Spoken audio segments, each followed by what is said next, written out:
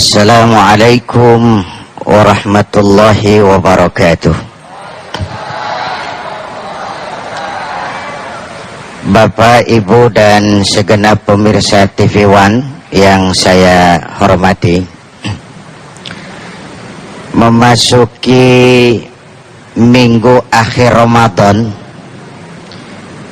biasanya ditandai dengan pindahnya kegiatan dari masjid ke pasar, terminal, stasiun, bandara, dan pelabuhan. Tradisi mudik yang merupakan bagian dari ritual merayakan Lebaran sudah membudaya di tengah masyarakat kita. Orang mau kumpul dengan orang-orang yang disayanginya, ibu bapak, sanak famili, handai tolan, kaum kerabat, bernostalgia dengan teman-teman lama, mengenang masa-masa lalu di Kampuang nan jauh di Mato yang selama ini ditinggal merantau. Nah, apa sih yang mendorong semangat silaturahmi sedemikian rupa sehingga lahir sebuah gerakan raksasa yang namanya mudik? Gerakan raksasa karena kegiatan ini menyedot nilai ekonomi tidak kurang dari, menurut penjelasan seorang pejabat, 16,7 triliun arus mudik ini. Sebuah gerakan ekonomi yang dahsyat. Bapak Ibu hadirin yang saya hormati, mari kita lihat sedikit latar belakangnya. Puasa bertujuan memperbaiki hubungan kita dengan Allah, agar sebagai manusia kita bisa kembali ke fitrah, suci, bersih, seperti bayi baru dilahirkan oleh ibunya. Puncaknya adalah Idul Fitri, hari raya kembali kepada fitrah. Itu puncak. Jalan menuju puncak, jalan menuju puncak tidak lurus dan bertabur bunga. Jalan menuju puncak menanjak, menurun, banyak onak dan duri. Itu yang kita laksanakan ibadah Ramadan itu. Kita puasa di siang hari, menahan lapar yang melilit perut padahal di sekitar banyak makanan, menahan haus yang mencekik tenggorokan padahal di sekeliling banyak minuman. Kenapa dan mau apa? Kita mau kembali ke fitrah. Malam kita qiyamul lail, tadarus Al-Quran, kita bayarkan zakat. Kenapa? Kita mau Idul Fitri, kembali suci, kembali bersih, kembali putih. Kalau soal lebaran mah, Bu, kalau soal lebaran mah siapa aja lebaran. Mau puasa, mau nggak puasa, lebaran. Mau terawih, mau nggak terawih, lebaran. Lebaran sudah jadi budaya dan sudah jadi milik nasional. Tetapi merayakan Idul Fitri hanya yang melaksanakan ibadah Ramadan dengan benar. Jelas, Bu? Apa yang jelas? Nah, itu yang barusan itu. Saudara-saudara, dengan melaksanakan ibadah Ramadan kita berharap baik hubungan kita dengan Allah. Tapi kita manusia, kita zon politikan.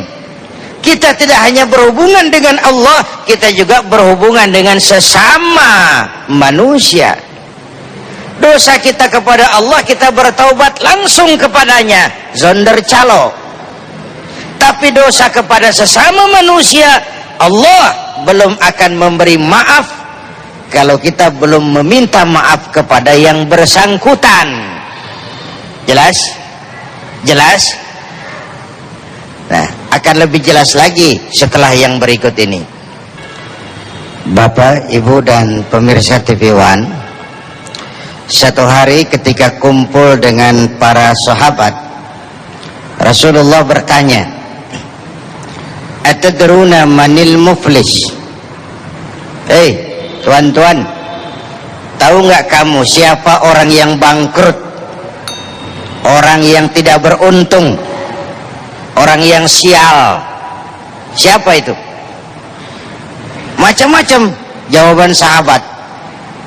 Orang bangkrut itu kalau dipecat dari jabatan. Orang bangkrut itu kalau dagang tidak laku. Ada yang jawab, al-muflisu fina man la dirham lahu wala mata'.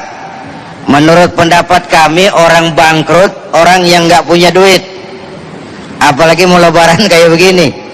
Siapa yang punya duit raja, yang nggak punya duit silakan selamat ngelamun.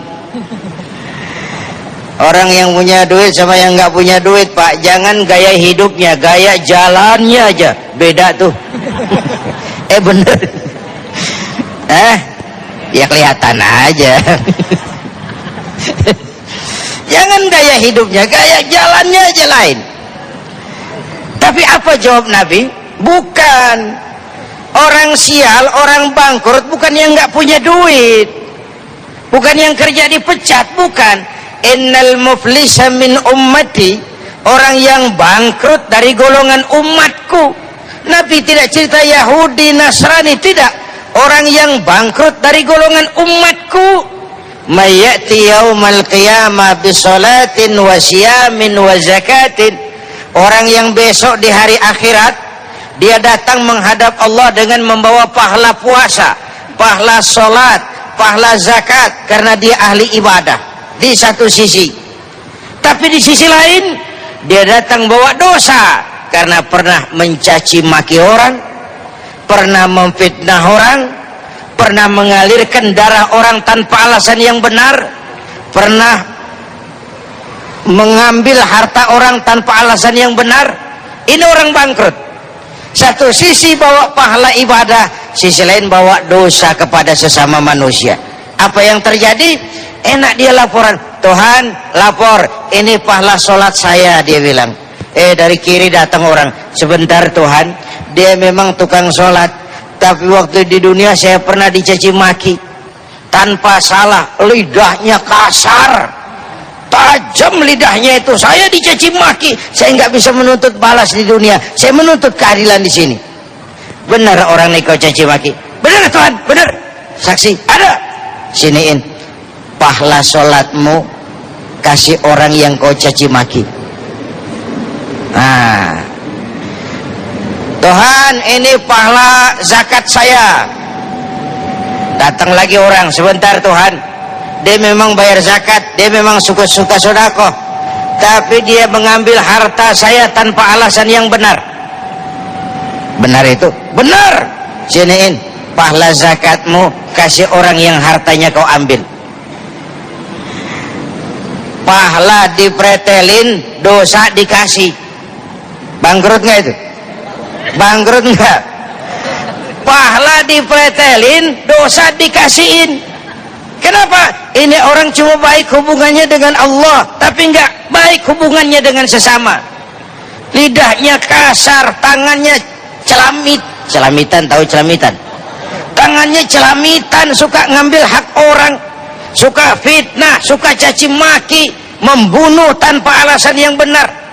Baik hubungannya dengan Allah, tapi tidak baik hubungannya dengan sesama manusia. Yang lebih celaka, fa in faniyat hasanatuhu qabla ayyuqda ma alaihi. Kalau pahala kebaikannya udah bures, habis, tapi yang nagih masih banyak. Orang yang dia sakiti masih banyak, orang yang dia fitnah masih banyak, orang dia makan hartanya secara zalim masih banyak. Pahalanya udah bures, yang nagih masih banyak. Apa yang terjadi? Ukhiza min khatayahum, kata Nabi, diambil dosa orang yang dia fitnah, dia caci maki, dia sakiti, faturihat alaihi, diberikan kepadanya. Na'udzu, gimana nggak bangkrut? pahala dipretelin, dosa dikasih. Masih belum nutup, dosa orang yang kita sakiti diambil, dikasihin ke kita. Apa enggak bangkrut ini? Ibarat orang dagang, modal bures, tagihan utang datang terus, enggak kebayar, beban utang diberikan ke kita. Ini orang yang baik hablum minallahnya, tapi tidak baik hablum minan nasnya. Inilah perlunya silaturrahim. Dosa kita kepada Allah, taubat langsung kepadanya, sonder calo. Tapi dosa kepada sesama, sekali lagi, Allah belum akan memberikan maaf kalau kita belum minta maaf kepada yang bersangkutan. Inilah lahirnya tradisi mudik ini, supaya orang bisa bersilaturahim, saling memaafkan. Terutama tentu yang paling aula, paling utama dilakukan silaturahmi itu ibu bapak. Ini keramat hidup. Ini keramat hidup, ibu dan bapak itu. Tidak ada bahagia yang tidak bisa ditegakkan tanpa restu orang tua. Aneh kalau kita senang ziarah Sultan Hasanuddin, bagus. Ziarah Kalijogo, bagus. Ziarah Sunan Ampel, bagus. Tapi kalau keramat hidup yang di rumah ibu bapak disia-siakan, itu konyol. Itu terbalik. Yang utama tuh ibu bapak. Setelah itu kerabat, suami kepada istri, dan seterusnya dan seterusnya. Begini, ada sahabat mendengar Rasul mengucapkan amin 3 kali. Sahabat tanya, ya Rasul ada apa? Malaikat Jibril berdoa. Kemudian saya mengaminkan. Lalu doanya 3 macam permohonan, maka saya 3 kali amin. Yang doa Jibril, yang amin Rasul. Apa iya ini doa meleset? Yang sering meleset kan doa kita. Yang doa Jibril, yang amin Rasul. Oh ini mbahnya manjur, Pak. Apa isi doanya?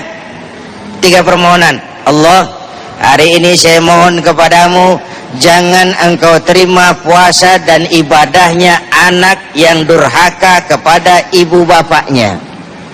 Rasulullah, amin. Baik, Kang. Jangan engkau terima puasa dan ibadahnya anak yang durhaka kepada kedua orang tuanya. Saudara, kalau orang dosa karena syirik, azabnya di akhirat. Kalau orang dosa meninggalkan sholat, azabnya di akhirat. Tapi kalau orang durhaka kepada orang tua, dunia sudah dipanjerin, azab dunianya sudah ditandain, konon lagi di akhirat nanti. Yang kedua, jangan engkau terima puasa dan ibadahnya istri yang durhaka kepada suaminya. Amin, kata Rasul. Ada ibu-ibu tanya, bagaimana kalau suami yang durhaka sama istrinya? Nah, Rasul tidak menjelaskan itu, Bu. Ya bukan mau menang sendiri, emangnya gue mesti bikin hadis baru?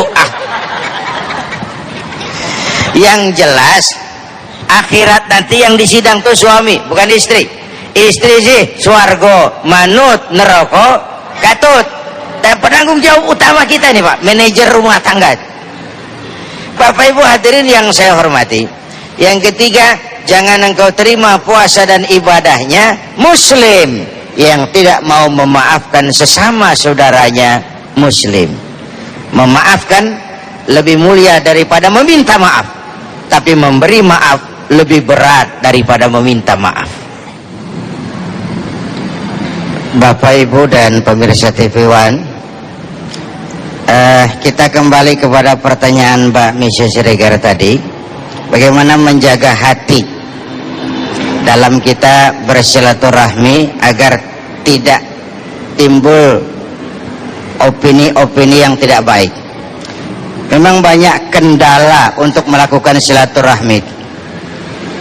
Kadang-kadang kalau dia bujangan, dia khawatir kalau dia datang ke forum silaturahmi, orang tanyain lu kapan kawinnya lu. Capek dia jawab. Kalau dia udah berumah tangga, belum punya anak bertahun-tahun, orang tanyain kapan anak lu. Capek jawabnya. Atau kadang-kadang silaturahmi jadi ajang pameran, cincin segede-gede biji telur. Itu juga kendala. Karena itu untuk menjaga hati, yang terpenting adalah niat. Itu kata kuncinya di situ. Niat. Perbuatan itu ditentukan oleh niatnya. Memang secara etika, yang muda mendatangi yang tua, itu etika. Yang junior mendatangi yang senior, itu etika. Tapi apabila dua orang Islam bertemu, yang terbaik adalah yang lebih dulu memberi salam. Dalam proses silaturahmi, yang terbaik yang lebih dulu meminta maaf. Bukan soal tua dan muda. Dua orang Islam kalau bertemu, yang terbaik yang lebih dulu mengucapkan salam. Nah, Bapak Ibu hadirin, ada yang mau saya sampaikan satu. Begini, kalau kita bicara silaturahmi, menyambung persaudaraan, menyambung itu kan ada yang putus sebenarnya, ada yang terputus, perlu disambung. Kalau dalam kondisi normal biasanya kita menggunakan kalimat ziarah, saya mau ziarah ke rumah Anda. Ketika kata silaturahmi menyambung yang terputus, ada yang koslet berarti. Ini asal bahasanya. Tetapi silaturahmi sudah kita biasakan menjadi istilah mengunjungi, menghubungkan semangat kekeluargaan. Makanya ada hadis bilang begini, silman qata'ak wa a'ti man haramak wa'fu amman zalamak. Ini nilai tambah. Bersilaturahmilah kamu kepada orang yang marah denganmu. Itu yang betulan tuh. Bersilaturahmilah kau kepada orang yang marah denganmu. Satu. Yang kedua, wa'ati man haramak. Berikan orang yang pelit kepadamu. Itu nilai tambah. Yang ketiga, wa'fu amman zalamak. Maafkan orang yang berlaku zalim terhadap dirimu. Ini urusan gampang ngucapinnya, berat ngamalinnya nih. Kan yang enak kita bikin draw aja. Lu marah, gua marah lagi. Lu pelit, gua pelitin lagi. Maunya kan kita begitu. Lalu apa bedanya kita sama dia? Agama cari nilai tambah tuh. Kalau kita baik kepada orang yang memang baik dengan kita, itu kan draw aja, Pak. Memang harusnya tuh orang baik kita baikin lagi, itu mah seri aja. Belum ada nilai tambah. Berbuat baik kepada orang yang jahat dengan kita, itu nilai tambah. Itu iklan bahwa aku tidak seperti kau loh. Tapi jangan lalu jadi kesombongan. Gua kan lebih bagus dari lo. Survei di California dan Seattle lagi-lagi membuktikan kebenaran apa yang 14 abad lalu diucapkan oleh Rasul, yaitu man arada ayyubsatallahu fi rizkihi wa yunsa'a fi atharihi falyasil rahimah. Siapa orang yang ingin dipanjangkan umurnya dan diluaskan rezekinya, hendaklah ia memperbanyak silaturahim. Dipanjangkan umurnya karena banyak teman. Pepatahnya dulu apa, teman 1000 kurang, musuh 1 banyak. Teman 1000 kurang, musuh 1 banyak. Orang yang banyak temannya, banyak rajin silaturahminya, terbuka wawasannya. Ada tempat dia bercerita, kesulitan seberat apapun, kalau ada tempat cerita, secara moral kan beban agak berkurang. Ya Bu, nih Pak nih, ibu-ibu, kalau suaminya nggak bisa diajak cerita sama tukang sayur, dia ngobrol. Lu ngaku aja lu.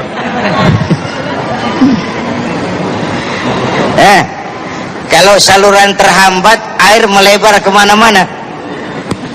Kenapa banyak demo di jalan? Karena wakil rakyat di DPR nggak optimal. Orang banyak kecewa.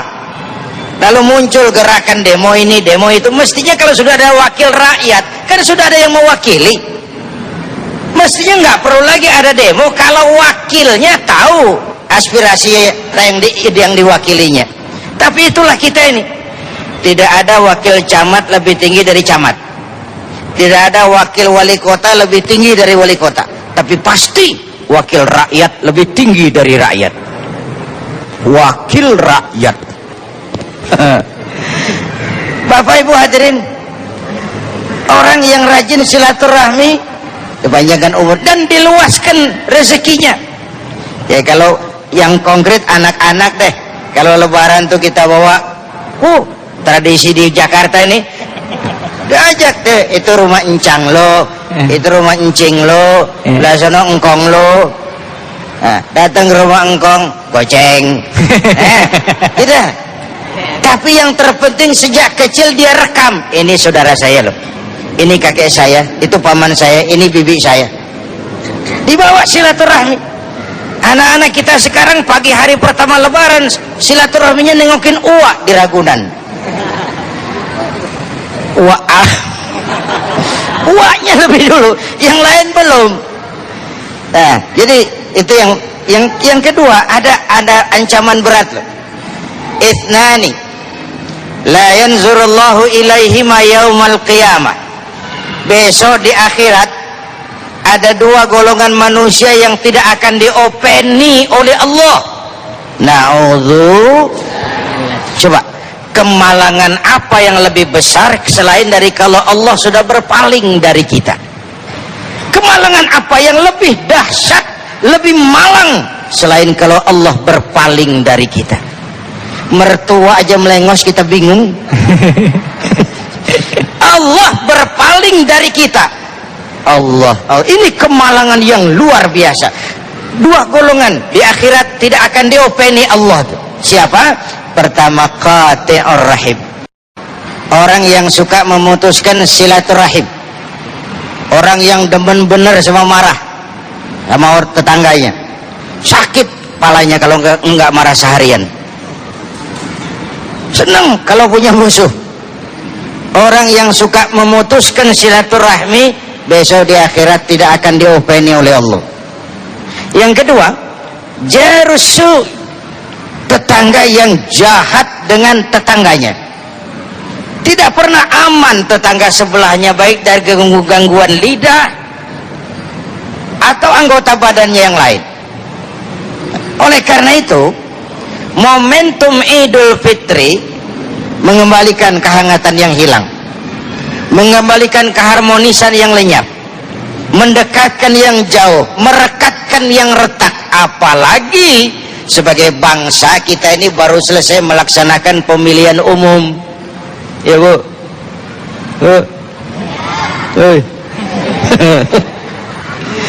Kita bangsa yang belum terlalu dewasa menghadapi perbedaan, walaupun endingnya kita bersyukur. Yang kalah tidak puas, protes ke Mahkamah Konstitusi, itu bagus. Konstitusi, Mahkamah Konstitusi bersidang memutuskan, yang kalah bisa menerima, itu bagus. Itu kan epik kedewasaan para pemimpin kita. Ini kemarin kita dengar Pak SBY buka puasa dengan Pak Amin Rais dan Pak Sutrisno Bakhir, itu bagus. Karena kalau yang di atas sudah seperti itu, yang di bawah tuh ngelihatnya adem. Ya Pak, Pak, adem. Saya dari tahun 1 saking lamanya tuh, dari dulu tuh ngidam tahu ngidam kepengenan yang nggak ketulungan. Nggak usah tiap 3 bulan lah, umpama tiap tanggal 17 Agustus para pemimpin kita duduk berjejer di istana, rakyat kan lihatnya adem tuh. Oh, memang satu para pemimpin kita ini. Tapi kalau centang perenang, ini jadi potret buat kita rakyat. Bahwa ada perbedaan, iya, tapi persamaan yang dicari bukan perbedaannya yang diperbesar. Itu kan ada pendidikan politik yang bagus di Amerika. Pemilu kemarin Barack Obama kan bersaing sama Joe McCain. Ibu kenal Obama? Lagi di mana kenalannya? So tahu di TV. McCain telepon Obama, pada bilang, Mr. Obama, seminggu yang lalu Anda saingan saya, sekarang Anda presiden saya. Cobain, seminggu yang lalu Anda saingan saya, sekarang Anda presiden saya. Yang lewat biarlah lewat. Ke depan ayo kita menatap dengan semangat kebersamaan yang lebih apik, dengan semangat kesatuan dan persatuan yang lebih kokoh. Karena almarhum Panglima Besar Sudirman pesannya gini, tidak ada kemenangan kalau tidak ada kekuatan, tidak ada kekuatan kalau tidak ada persatuan dan kesatuan. Tidak mungkin terwujud kesatuan dan persatuan tanpa semangat silaturahim. Pak Dirman, Bapak TNI kita, awal karyanya guru Muhammadiyah, belajar tentara di Pramuka Hizbul Waton, punya filosofi sederhana, mau menang harus kuat, mau kuat harus bersatu, mau bersatu hidupkan semangat silaturahim. Itu fondasinya.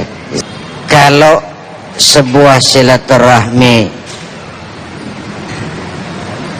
ada keyakinan di hati kita, kalau terjadi pertemuan urusan akan makin kisruh, maka tidak apa menggunakan media lain untuk melaksanakan silaturahmi itu. Bapak, Ibu, dan pemirsa TV One, tadi terakhir soal calo tiket. Iya, ya. Calo ini kan kalau bahasa kerennya kan broker. Ya, perantara. Lebih sopannya lagi penjual jasa. Nah, jangankan tiket, kiai pun kadang-kadang dicaloin, Pak. Saya sering ngalami itu. Bukan saya sendiri, saya ngalami dicaloi orang gitu loh. Lalu beritanya jadi nggak sedap gitu. Dari saudara, yang terbaik memang jangan lewat calo. Ya. Tetapi itu pun kalau fasilitas yang disediakan oleh pemerintah memang memadai. Contoh, jangan gunakan kendaraan pribadi untuk mengurangi kemacetan, pakailah fasilitas kendaraan umum. Boy, bisa kalau kendaraan umumnya memadai, jamnya tepat, tidak uyel-uyelan, sejuk, nyaman, orang mau lari ke kendaraan umum. Tapi kalau kendaraan umumnya udah nggak karu-karuan, ya tetap saja orang pilih yang uyel-uyelan. Jadi ini perlu memberantas calo, harus kerja terpadu. Apalagi orang sekarang memanfaatkan setiap peluang yang ada untuk berusaha mencari tambahan rezeki itu. Bapak Ibu hadirin, dari sisi bisnisnya saya tidak mengatakan itu haram. Ya. Karena toh kita sudah tahu harga di loket sekian, harga di ini sekian. Kalau kau suka sama suka, silakan aja transaksi. Oh, gitu. Kalau suka sama suka, itu kan jual jasa namanya, jual jasa. Hanya prosedur teknisnya ya itu mengganggu kelancaran dari apa yang sudah dilaksanakan oleh pemerintah. Pertama, silaturahmi sesungguhnya yang hakiki bukan sekadar wajhan biwajhin, bukan muka ketemu muka, tapi qalban biqalbin, hati ketemu hati. Kalau muka ketemu muka itu silaturahmi semu. Bisa terjadi yang seperti tadi itu, habis lebaran lewat 2 hari marahan lagi, itu ya nanti masuk golongan bangkrut itu tadi. Golongan bangkrut, bagaimana amal ibadahnya? Mudah-mudahan tidak termasuk golongan yang bangkrut tadi, baik kepada Allah tapi tidak baik kepada sesama manusia. Jadi kalau kita mulai hari ini berniat silaturahmi, silaturahmilah total, muka bertemu muka, hati bertemu hati. Jangan bermain minyak di atas air, mengunting dalam lipatan, manis jika berhadapan, balik belakang lain bicara. Bukan silaturahmi seperti itu. Memang tadi pun saya sampaikan bahwa memberi maaf lebih mulia dari meminta maaf, tapi memberi maaf lebih sulit daripada memberi maaf. Nah, justru karena sulitnya itu dia mulia. Kalau orang zalim, kita zalim lagi, kita pada posisi yang tidak lebih baik dari dia. Kalau kita ingin pada posisi yang lebih baik dari dia, maafkan. Begini, ini agak sedikit tambah wawasan kita aja, terutama wawasan saya. Quran persilakan manusia jadi manusia, tapi kalau manusia mau jadi malaikat, Quran berikan jalannya. Contoh, wa jazaa'u sayyi'atin sayyi'atun misluha. Balasan suatu kejahatan adalah kejahatan yang setimpal. Itu manusiawi tuh. Mau jadi manusia, pakai ini. Balasan kejahatan yang setimpal. Faman afa wa aslaha fa ajruhu 'ala Allah. Tapi siapa yang memberi maaf dan mencari jalan damai, itu yang terbaik dan itu yang mendapat pahala. Kamu tidak salah ditempeleng, tempeleng lagi, itu manusiawi. Asal sekeras dia menempeleng kamu, jangan cari untung. Wa jazaa'u sayyi'atin sayyi'atun misluha, yang setimpal, seimbang. Anak kecil mukul kita keras sekali, apa kita harus mukul dia sekeras itu juga? Ada timbangan tuh. Kalau gua keras kayak tadi, celeng ini anaknya. Ada setimbang. Kalau balas kejahatan dengan kejahatan yang setimpal, tapi siapa yang memberi maaf dan mencari damai, itu yang terbaik dan itu yang beroleh pahala. Baik. Jadi kalau mau naik jadi malaikat yang berpotongan manusia, maafkan itu. Berat ya, karena berat, tidak semua orang bisa. Iya. Dan saya percaya ibu bisa, kelihatannya itu. Tradisi masyarakat di Jakarta biasanya memanfaatkan hari kedua Syawal itu untuk melaksanakan ziarah kubur. Ziarah kubur itu artinya silaturahmi kepada orang yang sudah meninggal. Nah, pada awal-awal Islam, ziarah kubur itu sempat dilarang oleh Rasul.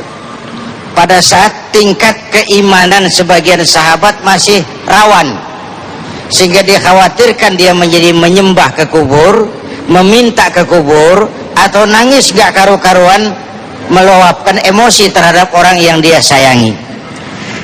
Ketika tingkat keimanan sahabat sudah mapan, kuat, kokoh, tidak akan terjadi pergeseran keyakinan, maka Rasul malah bilang, kuntu nahaitukum an ziyaratil qabri fazuruha. Aku pernah melarang kamu ziarah kubur, sekarang ziarahlah kalau kamu mau. Ya, di sana kita mendoakan yang sudah meninggal, mendoakan itu baik-baik saja sambil mengingatkan diri kita. Coba waktu ziarah ke komplek kubur itu kan yang kita ucapkan, assalamualaikum ya ahlal kubur wa inna insyaallah bikum lahikun. Keselamatan bagi anda wahai penduduk kubur, kami pasti bakal nyusul anda.